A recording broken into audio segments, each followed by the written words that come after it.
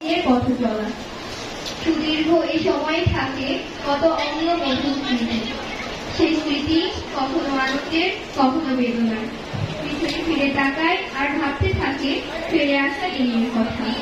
তখন মনের গভীরে রোমন্থে বেশি ওঠে পুরনো দিনের শিক্ষার্থীদের বিদায় এবং বিভিন্ন শ্রেণীতে ভর্তিকৃত নবীন শিক্ষার্থীদের বরণের এই আয়োজন। একই সাথে থাকছে মোহাম্মদ ফজলুল হক ও সেতারা হক কল্যাণ ট্রাস্টের মেধাবৃত্তি প্রদান অনুষ্ঠান।